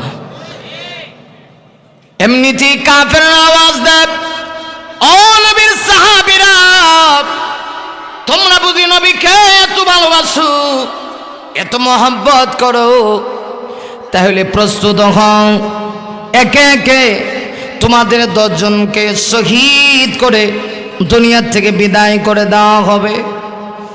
সেই মুহূর্তে কথা বলেছে, সাহাবীদের ভিতরে মুহূর্তের ভিতরে একজন সাহাবী, 10 জনের ভিতরে একজন, যার নাম ছিল হযরতে তালহা। হযরত তালহা সাহাবীদেরকে আওয়াজ দিয়ে বলেন, সাহাবীরা শোনো, আমি আমার নাকের ভিতরে জান্নাতের সুঘ্রাণ পাচ্ছি, আবার মনে হয় আমি বেশিক্ষণ দুনিয়াতে বাঁচব না। নবীর সাহাবীরা, সর্বপ্রথম আমি নবীর পক্ষে হইয়া মোকাবেলা করব। সাহাবীরা, তবে নবীর ইজ্জত তোমাদের কাছে আমানত, আমি শহীদ হয়ে দুনিয়া থেকে বিদায় নিয়ে যাব, কিন্তু আমি তোমাদের কাছে আমার নবীর গায়ে আঘাত করবে ইজ্জতটা আমানত দিয়া গেলাম, কেউ যেন আঘাত না করতে পারে। পারবানি? সাহাবীরা নবীর জন্য জীবন দিতে পারবানি? 9 জন সাহাবী দাঁড়িয়ে বলেন, হা হা পারবো। তবে তাইলে শোনে নাও, আমি সর্বপ্রথম শহীদ হব, আমি কাফেরদের মোকাবেলা করব। যেই মুহূর্তে কাফেরদের সামনে দীপ্ত মধ্যে নবীর সাহাবী হযরত তালহা এই কথা বলেছে। দুষ্ট কাফেররা হযরত তালহাকে উদ্দেশ্য করে চতুর্দিক থেকে বৃষ্টির নিয়ে অনবরত তীর বল্লম ছুটতে শুরু করছে। এমন ভাবে তীর ঢুকতেছে, একের পর এক চেহারার ভিতরে তীর ঢুকতে আছে। একটা দুইটা আঘাত না, রিওয়ায়াতে আছে হযরত তালহার গায়ে তীর আর বল্লমের আঘাত 80 থেকে 82টা বিদ্ধ হয়ে গেছে। মনে হয় যেন চেহারাটা চাউলের চালনির মতো হয়ে গেছে। এরপরে হযরত তালহা বাতিলের সামনে আপোষ করে নাই। হযরত তালহা এরপরেও বাতিলের সামনে আপোষ করে নাই, ডাল হয়ে নবীর সামনে দাঁড়ায় আছে। কিন্তু আল্লাহর তো মনসা, তিনি দুনিয়া থেকে চলে যাবেন, এ কোরবানি ইসলামের জন্য করবেন। তিনি শহীদ হয়ে দুনিয়ার থেকে চলে গেলেন। 9 জন সাহাবীর কাফেলা চতুর্দিকে দাঁড়ায় আছে। একে একে আরো 7 জন সাহাবী দুনিয়া থেকে বিদায় নিয়ে গেলেন। মোট কয়জন হলো? 8 জন। বাকি রইল কয়জন? আরো জোরে। একজন সাহাবীর নাম ছিল হযরতে কাতাদা রাদিয়াল্লাহু তাআলা আনহু, আরেকজন সাহাবীর নাম হযরতে আবু দুজানা। এই 2 জন সাহাবী ছাড়া নবীর সামনে আর কোনো সাহাবী নেই। এবার 2 জন প্রতিযোগিতা আরম্ভ হয়ে গেছে, কে কার আগে নবীর জন্য জীবন দিবে। আরে যুবক ভাই, দেখো না আশিক রাসূল কাকে বলা হয়? 2 জন সাহাবী একজন আরেকজনকে বলতেছেন আমি আগে শহীদ হতে চাই। একটা পর্যায়ে 2 জনের ভিতরে সিদ্ধান্ত হলো সর্বপ্রথম 2 জনের ভিতরে মোকাবেলা করবে হযরত কাতাদা রাদিয়াল্লাহু আনহু। সুবহানাল্লাহ। নাম কি? হযরত কাতাদা রাদিয়াল্লাহু তাআলা আনহু। তিনি মোকাবেলা করবে। যে মুহূর্তে এই কথা বলছে, আল্লাহু আকবার, হযরত কাতাদাকে বেঈমান কাফেররা তীর আর বল্লম ছুটতে শুরু করে দিছে। বিষাক্ত 2টা তীর হযরত কাতাদার 2 চোখের ভিতরে এমন ভাবে ঢুকছে, মুহূর্তের ভিতরে 2 চোখের ভিতরে বিষাক্ত 2টা তীর ঢুইকা চোখের স্থান থেকে 2টা চোখ শহীদ হয়ে জমিনের ভিতরে পড়ে গেছে।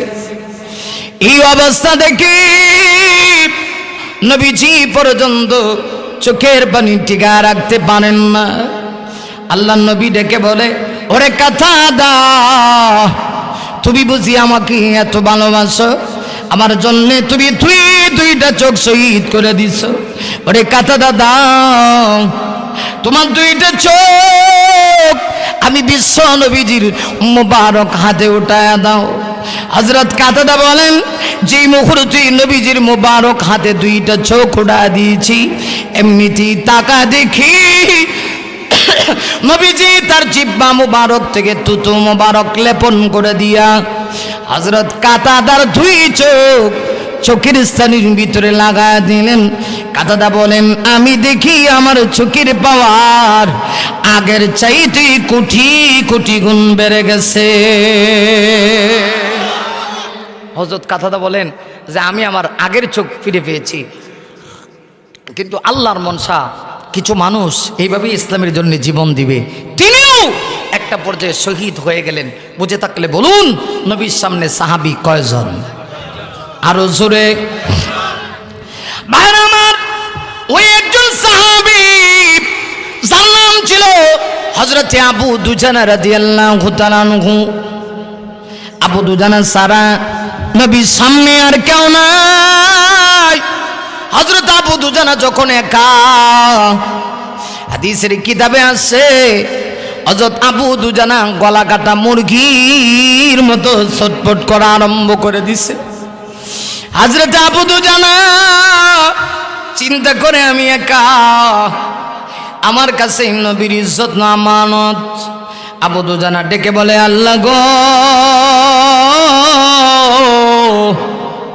তোমার যদি ইচ্ছা হয় আমাকে তুমি দুনিয়া থেকে নিয়ে যাও, কিন্তু আমি দুনিয়াতে বেঁচে থাকা অবস্থায় যেন কোনো কাফের আবার নবীর গায়ে যেন ফুলের ছিটা না দেয়। কারণ যদি ফুলের ছিটা পড়ে যায় কিয়ামতের দিন আমি আশিক হয়ে তোমার সামনে কেমনে উঠবো। এই জন্য হযরত আবু দুজানা কখনো দৌড় মাইরা ডানে যায়, চিন্তা করে দুষ্ট কাফেররা ডান দিক থেকে 3 মারতে মারে। আবার যখন মনে হয় বাম দিক থেকে দুষ্ট কাফেররা 3 মারবে, হযরত আবু দুজানা বাম দিক দিয়ে দাঁড়ায়। কিছুক্ষণ বাম দিক দিয়ে দাঁড়ায়, আবার সামনে আয়, দুষ্ট কাফেররা না জানি সামনের দিকে 3 মারে। আবার কিছুক্ষণ সামনে থেকে পিছনে চলে যায়, পিছন দিক থেকে না জানি দুষ্ট কাফেররা 3 মারে। একটা পর্যায়ে হযরত আবু দুজানাকেও ওরা তীর আর বল্লমের আঘাত দিয়ে নবীর সাহাবী হযরত আবু দুজানাকেও শহীদ করে আল্লাহ তৈরি জান্নাতে পাঠায় দিছে। এবার আমার নবী একা, নবী যখন একা, দুষ্ট কাফেররা আওয়াজ দেয় মার, জনমের মতো মুহাম্মদ ইবনে আব্দুল্লাহকে মার, জনমের মতো মার। এই তো সুযোগ যায়, এখন মুহাম্মদ কি দুনিয়া থেকে বিদায় কর। এই কথা বলা মাত্রই দুষ্ট কাফেরদের ভিতর থেকে একটা কাফের বিশাল বড় একটা পাথর হাতে উঠাইয়া, ওই পাথরটা নিষ্ঠুর পাষাণের মতো আমার নবীজির মাথায় ছিল লোহার টুপি। ওই পাথরটা লোহার টুপি বরাবর যখন চলে মারছে, লোহার টুপিটা ফেটে গেল, লোহার অংশ নবীজির কপালে ঢুকে গেছে, আরেকটা অংশ বিশ্ব নবীজির চেহারা মুবারকে ঢুকে গেছে। এমনিতেই দুষ্ট আরেকটা কাফের পুনরায় পাথর উঠাইল। পাথর উঠাইয়া গো আমার নবীজির মাথা বরাবর আবার একটা পাথর ছুঁড়ে মারল। যখন মারছে পাথরটা গড়ে পড়ে পড়ে আমার নবীর 4টা দান মোবারক শহীদ হয়ে গেছে। নবীজি আমার বেহুশ হয়ে গড়তে পড়ে রইলেন। পুরা মদিনায় ঘোষণা হয়ে গেছে কুতিলা মুহাম্মদ সাল্লাল্লাহু আলাইহি ওয়াসাল্লাম। ওরে নবীর সাহাবীরা শোনো, আর জিহাদ করে লাভ কি, তোমাদের নবী মুহাম্মদ শহীদ হয়ে গেছে। এই কথা শোনা মাত্রই সাহাবীদের ভিতরে এমন একটা অবস্থা সৃষ্টি হয়েছে, সাহাবীরা যেন পাগল হয়ে গেছে। সাহাবীরা আকাশের দিকে তাকায় ডেকে ডেকে বলে, আল্লাহ গো, এই জমিনে থেকে কি লাভ, যেই জমিনে তোমার নবী নাই। এই জমিনে আমরা থাকতে চাই না, আমাদেরকেও তুমি নিয়ে যাও। সাহাবীরা বলে, আল্লাহ, এই জমিনে থাকতে কি লাভ, যেই জমিনে তোমার নবী নাই।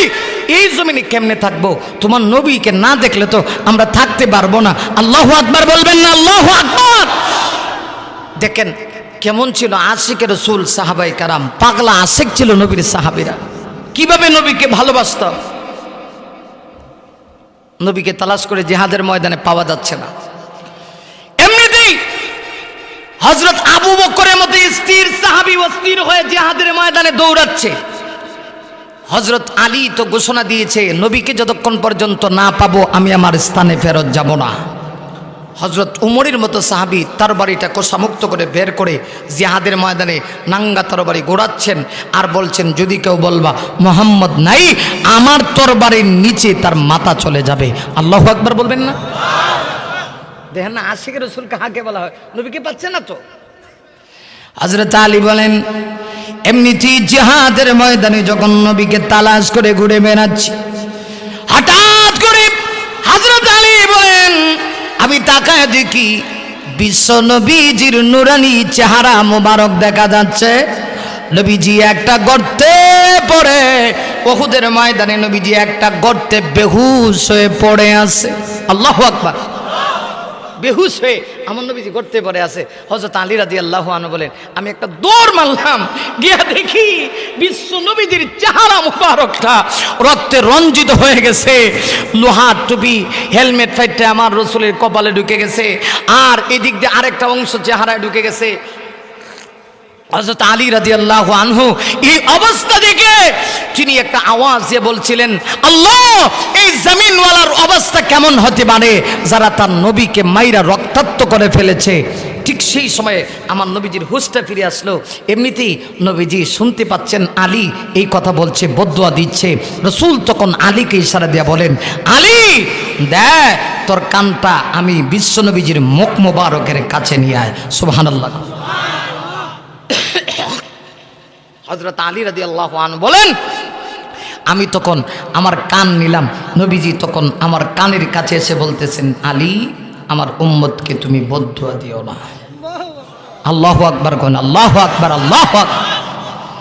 আমার নবীজি উম্মতকে কত ভালোবাসে। নবীজি ডেকে বলতেছে, আলী, আমার উম্মতকে তুমি বদদুয়া দিও না। ওরে আলী, শোনে না, আমি বিশ্ব নবীজির রক্ত যেহেতু জমিন পর্যন্ত গড়া পড়েছে, সুসংবাদ গ্রহণ করো, এর বিনিময়ে মহান আল্লাহ ইসলাম প্রতিষ্ঠা করে দিবে। রাসূল তখন আলীকে বলেন, আলী, তুমি কি আমাকে একটু কষ্ট করে দাঁড় করাতে পারবা? হযরত আলী বলে, ইয়া রাসূল, আমার জীবন কোরবান হোক, তামাম পৃথিবীর সব কিছু ছেড়ে দিব, কিন্তু এটা কি বলেন, আপনাকে আমি দাঁড় করাতে পারবো না। ইয়া রাসূলুল্লাহ, আমি অবশ্যই আপনাকে জীবনের বিনিময়ে হলেও আমি দাঁড় করাবো। হযরত আলীর দুই কাঁধে বিশ্বনবীজির দুইটা হাত মোবারক দিয়া নবীজি আমার দাঁড়াইলেন। দাঁড়ায়া যেই মুহূর্তে রাসূল একটু কষ্ট করে দাঁড়াইছে, এমনিতেই পুরা জিহাদের ময়দানে ঘোষণা হয়ে গেছে, নবী এখনো দুনিয়াতে বেঁচে আছে। আল্লাহু আকবার বলেন। সাহাবীরা যেন নতুন একটা জীবন উপহার পেয়েছে, দৌড়ে আসতেছে, দলে দলে সাহাবীরা আসতেছে। হযরত আবু বকর আয়েশা নবীর চেহারার দিকে তাকায়া, হযরত আবু বকর তো ছিল পাগলা আশেক, নবীর আশেক। আবু বকর সিদ্দিক আয়েশা নবীর চেহারা মুবারকের দিকে তাকায়া এই অবস্থা দেখে হযরত আবু বকর বিকট আওয়াজের এক চিৎকার দিয়া কয়, ওগো আল্লাহ, ওগো আল্লাহ, ওগো আকাশের মালিক আল্লাহ, তোমার নবীকে বুঝি বেঈমানরা এইভাবে মারতে পারছে? আল্লাহ, কেমনে বরদাস্ত করি? এমনি অবস্থায় আলী আসছেন, হযরত ওমর আসছে, জালিলুল কদর সাহাবীরা আসছে, এসে নবীজির এই অবস্থা দেখে কান্না শুরু করে দিয়েছে। সাহাবীদের জন্য বুক ফাটা কান্না, কারণ সাহাবীরা নবী কি অবস্থায় দেখবে জীবনে কোনোদিন কল্পনাও করে নাই। হযরত আলী তখন দাঁড়ায় দাঁড়ায় চিন্তা করতেছে, যেইভাবে রক্ত বের হচ্ছে নবীর কপাল মোবারক থেকে ফুসরিঙ্গে দিয়া, আর চেহারা থেকে যেইভাবে রক্ত বের হচ্ছে, এই রক্ত পড়া যদি বন্ধ না করা যায় হয়তোবা নবীকে বাঁচানো যাবে না। এখন রক্ত পড়া কিভাবে বন্ধ করব? আর বন্ধ যদি করতে হয়, কপাল থেকে লোহার অংশটা বের করে নিয়ে আসতে হবে, চেহারা থেকে লোহার অংশটা বের করে নিয়ে আসতে হবে। এত বড় দুঃসাহস কার আছে? এরকম সাহস কার আছে? হযরত আবু বকর দাঁড়ায় যখন চিন্তা করে, সাহাবীরা দাঁড়ায় যখন চিন্তা করে, ঠিক সেই সময় তাফসীর কিতাবে লেখে পিছন দিক থেকে একজন সাহাবী আওয়াজ দেয়। ওই সাহাবী আর কেউ না, যার শানে আল্লাহ আয়াত নাজিল করছেন, হযরত আবু উবাইদা ইবনুল জাররাহ রাদিয়াল্লাহু আনহু পিছন দিক থেকে আওয়াজ দিয়া বলে, ও নবীর সাহাবীরা, এই সাহস তোমাদের না হতে পারে, কিন্তু আমি ওয়াদা দিচ্ছি, যদি চান্স পাই, সুযোগ যদি দাও, আজকে এই দায়িত্বটা আমি পালন করতে চাই। আল্লাহু আকবার জোরে কর। নিজের শরীরের সবটুকুন শক্তি উজাড় করে একসঙ্গে আওয়াজ করে বলেন আল্লাহু আকবার। সমস্ত সাহাবীরা আশ্চর্য হয়ে গেছে, দেখেন না নবী প্রেম কাকে বলে। হযরত আবু উবাইদা ইবনুল জাররাহ বিশ্বনবীজির চেহারার সামনে এসে দাঁড়াইছে, দাঁড়ায় চিন্তা করতেছে, সাহাবীদের সঙ্গে ওয়াদা, আর নবীকে আমি কত ভালোবাসি, যদি নবীকে দ্বিতীয়বার কষ্ট দেই তাহলে আল্লাহর সামনে কি জবাব দেব? তাই তিনি মনে মনে কল্পনা জল্পনা করতেছেন, লোহার অংশ বের করতে গিয়া একবার কষ্ট দেব, দ্বিতীয়বার আর কষ্ট দেব না। প্রয়োজনে আমার জীবন যাবে, জান যাবে তো যাক, আমার প্রাণ যাবে তো যাক, আমার সব কিছু কোরবান হোক, কিন্তু দ্বিতীয়বার আর নবীকে কষ্ট দিব না, দিতে চাই না। তাই তিনি কল্পনা করছেন কিভাবে লোহার অংশ বের করবেন। এসেছে কিতাবে, আল্লাহু আকবার। তিনি তার সামনের চারটা দাঁত একত্রিত করছেন, উপরের দুটো, নিচের দুটো। সুবহানাল্লাহ। কটা? চারটা। উপরের দুইটা, নিচের কথা কোন? উপরের দুইটা, নিচের দুইটা, ঠিক মাঝখানের উপরের দুইটা, নিচের দুইটা। এই চার দাঁত একত্রিত করে তিনি বিশ্বনবীজির কপাল মুবারকের কাছে যেখানে লোহার অংশ ঢুকছে সেখানে গিয়া এমন জীবন সজুড়ে তিনি একটা টান দিয়েছেন। টানের প্রভাবে মুহূর্তের ভিতরে বিশ্বনবীজির কপাল থেকে লোহার অংশ বের হয়ে চলে আসছে, আর তার 4টা দাঁত শহীদ হয়ে জমিনে পড়ে গেছে। শহীদ হয়ে জমিনে পড়ে গেছে। নবীজি আমার এই অবস্থা দেখে হযরত আবু উবায়দাকে ডেকে বলেন, আবু উবায়দা, তুমি বুঝি আমাকে এমন ভালোবাসো? দেখেন না আশিকে রসুল, নবী প্রেম কাকে বলা হয়। আবু উবায়দা বলছিল, ইয়া রাসূলুল্লাহ, আপনার জন্য সব কিছু কোরবান করতে প্রস্তুত। রসুল তখন বলেন, আবু উবায়দা, সুসংবাদ নাও, তোমার উপরে আকাশের মালিক মহান আল্লাহ খুশি। আসেনি সুবহানাল্লাহ? একটু জোরে কর। আবু উবায়দা, তোমার উপরে আকাশের মালিক মহান আল্লাহ খুশি। শুধু আল্লাহ খুশি তা না, আমি খুশি, কুল কায়নাত খুশি, সমস্ত গোটা জগৎ খুশি। তোমার উপরে এমন খুশি, তোমার জন্যে মহান আল্লাহর পক্ষ থেকে জান্নাতের সুসংবাদ গ্রহণ করো। আর জোরে কন্যা সুবহানাল্লাহ। শেষ। এই খেয়াল করেন, এখন চলে আসুন ঠিক এই জায়গা থেকে বদরের যুদ্ধে। বদরের যুদ্ধে কইছিলাম না 2টা দৃষ্টান্ত, 2 যুদ্ধের পুরা ঘটনা বলা উদ্দেশ্য না, যতটুকু আমার মূল মেসেজটা, মূল বার্তাটা বোঝাতে হয়। এখন তো আরো চোখের পানি আসবে, খেয়াল করেন। বদনসিব আপনার জন্যে, আপনি নবী প্রেমিক হওয়ার পরে এই কথাগুলি শুনছেন না, শেষ পর্যন্ত আর বেশি সময় লাগবে না, একটু সময় লাগবে, খেয়াল করেন। ছাতক পাকির নিয়ে বসে আছেন, আমি খুশি হয়ে গেছি আলহামদুলিল্লাহ। বদরের যুদ্ধে মুসলমানদের সংখ্যা ছিল 313, বেঈমান কাফেরদের সংখ্যা ছিল 1000-এর চাইতে বেশি। নবীজিও সেই যুদ্ধে ছিলেন সেনাপতি। আবু জাহিল্লা এই যুদ্ধে পরাজিত হয়েছে, খেয়াল করেন। নবীজি 313 জন সাহাবী কে কোথায় থেকে থেকে কাফেরদের সঙ্গে মোকাবেলা করবে, নবীজি স্থান নির্ধারিত করে দিয়েছেন। সুবহানাল্লাহ বলবেন? আর জোরে বলেন সুবহানাল্লাহ। কয়শো সাহাবী? 313 জন। এই 313 জন সাহাবীর ভিতরে একজন ছিলেন হযরতে আবু উবাইদা ইবনুল জাররাহ। খেয়াল করেন, 313-র একজন সদস্য। তিনি বলেন, আল্লাহর নবী যে আমাকে একটা স্থান দিয়েছেন, আবু উবাইদা তুমি এই স্থানে থেকে মোকাবেলা করবা। তিনি বলেন, আমি এই স্থানে থেকেই কাফেরদের সঙ্গে মোকাবেলা করতেছি। কিন্তু তিনি তো নবী প্রেমিক সাহাবী ছিলেন, অতিরিক্ত একটা ডিউটি তিনি পালন করতেছেন। সেটা হলো বদরের যুদ্ধে আল্লাহর রাসূল যেই জায়গায় দাঁড়িয়ে আছেন, ওই স্থানে সাহাবীদের একটা কাফেলা নবীকে চতুর্দিক দিয়ে ঘেরাও করে আছে। ওই কাফেলার ভিতরে কি কেউ ঢুইকা নবীর উপরে আক্রমণ করে বসে কিনা, সেটার দিকে তিনি কিন্তু নজর রাখতেছেন। সুবহানাল্লাহ বলবেন না? সেটার দিকে তিনি নজর রাখতেছেন, অথচ এটা তার ডিউটি না। দেখেন নবী প্রেমিক সাহাবীর দৃষ্টান্ত দেখেন না। এখন এরা কথা কয়, এটা কেমন লোক আমি বুঝি না, আল্লাহ হেফাজত করুক।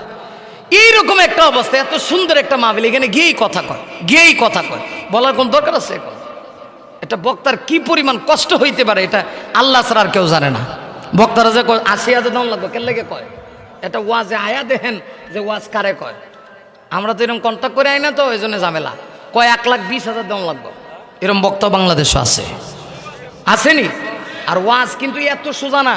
ওয়াজের দাম তো 1,20,000 না, ওয়াজের দাম 5 লাখ টাকা দেওয়া হয় না। একটা মাহফিল জমানো সোজা, কিন্তু এটাকে সাকসেস করা অনেক কঠিন। আপনাদের তো কপাল ভালো, যে পরিবেশ ছিল, এরপরে যে অবস্থা, এরপরে আবার এখানে গিয়ে গুতা মারে কথা কয়। তো কি কইবেন কোন? এখন না মনোযোগ দিয়ে কথাগুলি শুনবে শেষ পর্যায়ে, খুব খেয়াল করেন।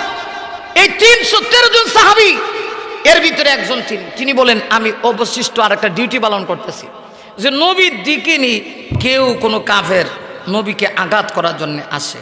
কারণ তার মনের ভিতরে কল্পনা ছিল তিনি জিহাদের ময়দানে আসছেন, যে আমার আপন কিছু লোক আছে নবীর দুশমন। এমনি তিনি বলেন, আমি তাকায় দেখি রাসূল যে জায়গায় দাঁড়ানো আছে, একটা লোক হিজাব পরে, কালো বুরকা লাগায়া, মুখ ঢাইকা, লোকটা আমার খুব কাছের আপন লোক। তোর মাইরা রাসূল যে জায়গায় আছেন, একদম নবীজির কাঁধ মোবারকের পিছনে চলে গেছে। সুযোগ পাইলেই তরবারিটা দিয়া নবীজির গর্দানটা উড়ায় দিবে। হযরত আবু উবাইদা ইবনুল জাররাহ যেই মুহূর্তে এই অবস্থা দেখছেন, তিনি বলেন, আমি দ্রুত গতিতে আমার সর্বশক্তি প্রয়োগ করা সে নবীজির কাঁধ মোবারকের কাছে গিয়া তরবারির চালানোর আগেই আমি কৌশল করে তার সামনে গিয়ে হাজির হয়ে গেলাম। আর একটু জোরে কোন সুবহানাল্লাহ। আবু উবাইদা ইবনুল জাররাহ বলেন, আমি তরবারির কৌশল করে তাকে বুঝাইলাম, যদি তরবারি চালাও তো দুনিয়া কিয়ামত হয়ে যাবে। ইসরাফিলের সিংহে ফুদের গামে দেব। সুবহানাল্লাহ। আবু উবাইদা এমন সাহাবী ছিলেন, তখন সে আর তরবারি চালাইতে পারলো না, তিনি তরবারি কৌশল করে তাকে বের করে দিয়ে তিনিও চলে আসলেন। আর মনে মনে কল্পনা করতেছেন যদি আবার আসে হামলা কিন্তু হবেই হবে। সুবহানাল্লাহ। আমার ভাইয়েরা কিছুক্ষণ পরে হযরত আবু উবাইদা ইবনে জাররাহ বলেন, সত্যি সত্যি আমি তাকায় দেখি আবার ওই লোকটা হিজাব পরিধান করে একদম আমার নবী যে জায়গায় দাঁড়ানো একদম নবীজির কাছে চলে আসছে, সুযোগ পাইলেই তরবারিটা চালায় দিবে। তিনি আবার দ্বিতীয়বার তার সামনে গিয়ে হাজির হয়ে গেলেন, আঘাত করতে দিলেন না। তরবারির কৌশল তিনি করে করে তাকে বের করে দিয়া ইশারা দিয়ে বোঝায় দিলেন, তৃতীয়বার যদি আবার আসো হয় তুমি থাকবা, না হয় আমি থাকবো। তৃতীয়বার কিন্তু আর তোমাকে চাপ দেওয়া হবে না, কারণ আমি নবীজিকে কলিজা দিয়া ভালোবাসি, অন্তর দিয়া ভালোবাসি। তামাম পৃথিবী যদি নবীর জন্য দিয়ে দিতে হয় আমি আবু উবাইদা দিতে প্রস্তুত। সত্যি সত্যি তৃতীয়বার আবার তিনি তার স্থানে গেলেন, আর সূক্ষ্ম নজরে তাকায় আছে আবার ওই লোকটা আসে আঘাত করার জন্য। কিছুক্ষণ পরে আবু উবাইদা তাকায় দেখে সত্যি সত্যি জীবন মরণ চেষ্টা। এবার ওই লোকটা তরবারি নিয়ে একটা দৌড় মারছে। হযরত আবু উবাইদা বলেন, তরবারি নিয়ে আমার নবীজির সামনে হাজির হওয়ার আগেই আমি তার সামনে গেলাম, তরবারি উঠাবো আর তার গায়ে আঘাত করবো। এমনিতেই তাকায় দেখি কি যেন এক অদৃশ্য শক্তি এসে আমার কাছ থেকে তরবারিটা টেনে নিয়ে ওই লোকটার গর্দানে এমন সজোরে আঘাত করেছে, আঘাতের প্রভাবে লোকটার দেহ এই জায়গায় মস্তকটা 40 হাত দূরে গিয়া ছিটকায়া পড়ে গেছে। আঘাতের প্রভাবে দেহ এই জায়গায় মস্তক গিয়ে 40 হাত দূরে পড়ে গেছে। আমি তো মারলাম না, অদৃশ্য এক শক্তি এসে, আমি শুধু তরবারিটা উঠালাম, কি এক অদৃশ্য শক্তি এসে আমার কাছ থেকে তরবারি টেনে নিল, লোকটার গর্দানে এমন সজোরে আঘাত করলো, এমন সিস্টেমে আঘাত করছে যে মুহূর্তের ভিতরেই দেহ এই জায়গায় মস্তক গিয়া 40 হাত দূরে গিয়ে ছিটকায় পড়ছে। এই এই শুনেন, আমার বিষয় ছিল হব্বে রসুল, রসুলের ভালোবাসা। দেখেন সাহাবী কাকে বলা হয়। আমি মাঝখান থেকে বদরের যুদ্ধের পুরা ইতিহাস বলি নাই, যতটুকু বোঝানোর জন্যে, না বুঝলে হবে না ততটুকু বলছি। এবার বদরের যুদ্ধ শেষ হয়ে গেল, আল্লাহর রসুল তখন সাহাবীদেরকে বললেন, সাহাবীরা বদরের যুদ্ধে যারা পরাজিত হয়েছে, জাহান্নামের টিকিট নিয়ে দুনিয়া থেকে বিদায় নিছে, এদের সবার লাশ আমার সামনে এনে হাজির করো, হাজির করো, হাজির করো।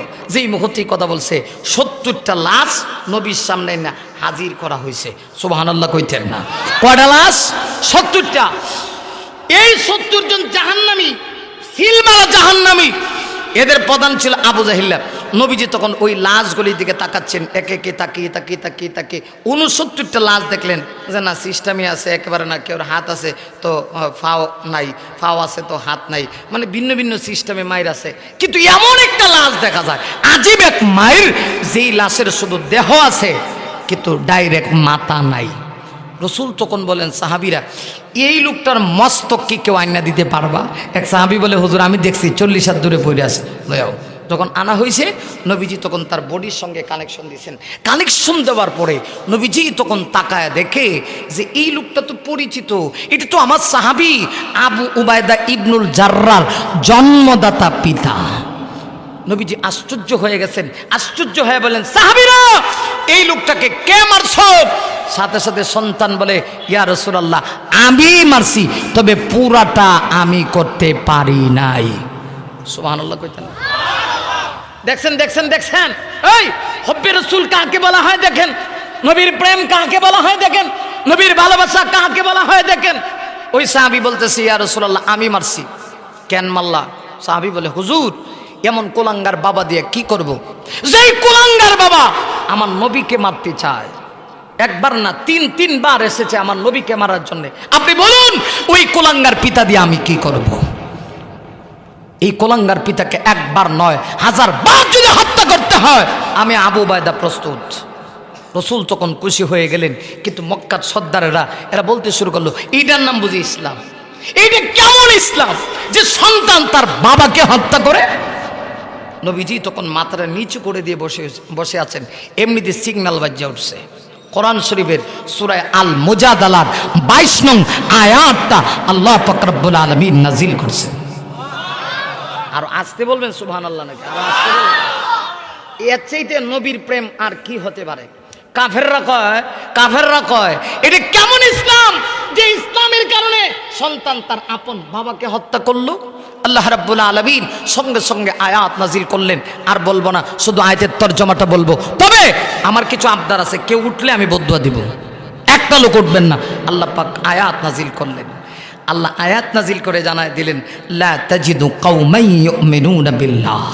হে নবী, জমিনের মধ্যে এমন সম্প্রদায়ের কোন লোক আপনি পাবেন না যে সম্প্রদায়ের লোকেরা ইউমিনুনা বিল্লাহি, আল্লাহর উপরে বিশ্বাস করে। কার উপরে? একবার বলেন না, কার উপরে? আল্লাহর উপরে। ওয়াল ইয়াউমিল আখির, পরকালের উপরে বিশ্বাস করে।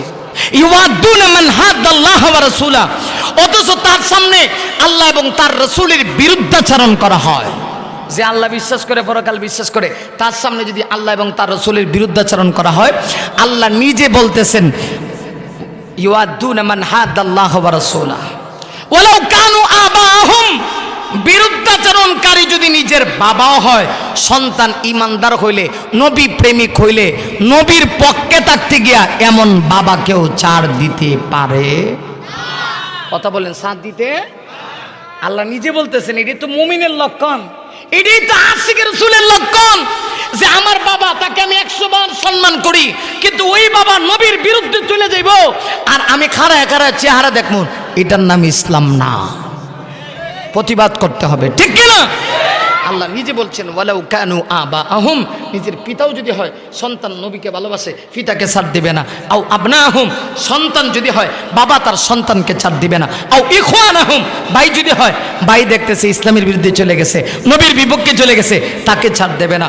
আও আশিরাতাহুম, অথবা ব্লাড কানেকশন হয়, রক্তের সম্পর্ক হয়, সেও যদি নবীর বিপক্ষে চলে যায়, এই আপন রক্তের সম্পর্কের লোক হইলেও তাকেও মুমিন ছাড় দিতে পারে না। কেন না?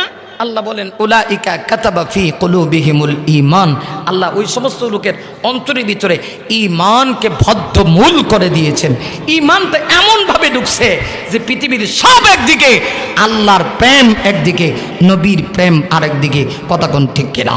শেষ আমি আপনাদের কাছ থেকে ওয়াদা নিতে চাই, তাহলে আপনারা সবাই কি ওই সাহাবীর মতো নবীকে ভালোবাসেন? কারা কারা ভালোবাসেন হাত উড়ান তো দেখি।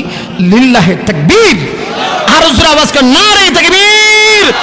আল্লাহ কবুল করুক। হাত নামান, বাস কথা শেষ। এখন যে কথা বলতে চাই,